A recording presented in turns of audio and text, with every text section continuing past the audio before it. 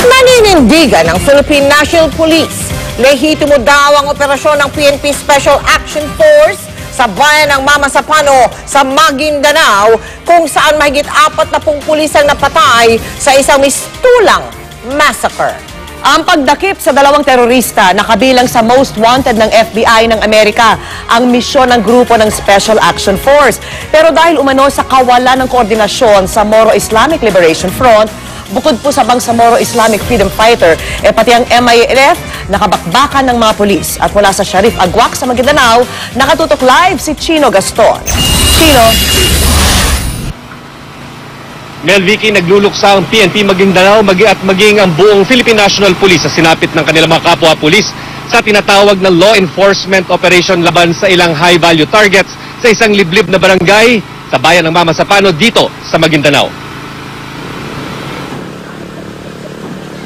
Sa masukal na bahagi ito ng Mamasapano, Maguindanao, nakahandusay ang duguang bangkay ng mga miyembro umano ng PNP Special Action Force na nag-operate para dakpin ang teroristang miyembro umano ng Jemaah Islamiyah na sina Basit Usman at Zulkifli Binhir alias Marwan. Kapwa nasa most wanted terrorist list ng FBI ng Amerika ang dalawa at may patong sa ulo na tig $5 milyong o mahigit 200 milyong piso. Sa tindi ng inabot, ang iba hindi na makilala. Madaling araw kahapon nang makabakbakan ng mga tropa ng pulisya ang puwersa ng Bangsamoro Islamic Freedom Fighters sa barangay Tucana, Libao. Nakasagupa rin daw nila sa lugar ang ilang miyembro ng Moro Islamic Liberation Front. Nanguna sa operasyon ng Special Unit sa ilalim ng Special Action Force ang Seaboard na nagmula pa sa Camp Bagong Diwa sa Bikutan. Ayon sa intelligence sources ng GMA News, may 5 beses nang nagpabalik-balik ang grupo sa area sa paghahanap kay Marwan.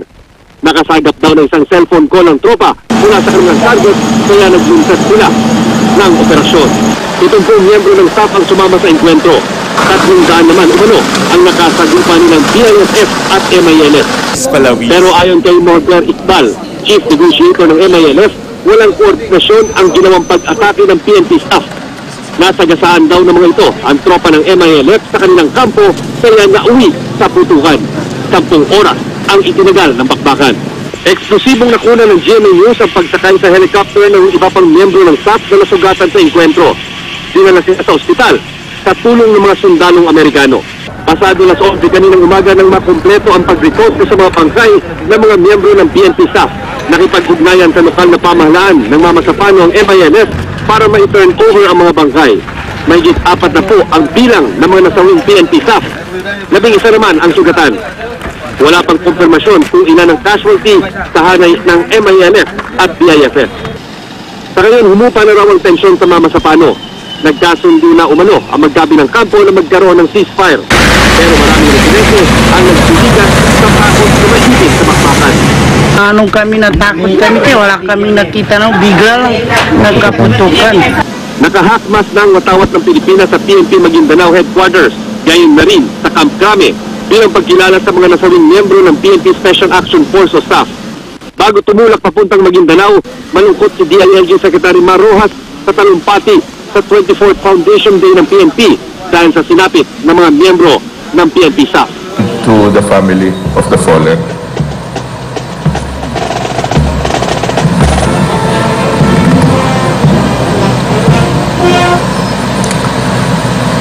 And the words on behalf of a grateful nation are spoken to the family. We are grateful for the sacrifice of our fellow PNP officers and men. We acknowledge their courage and bravery. We recognize and hold in high esteem the character of their person and of their duty that brought them to this end.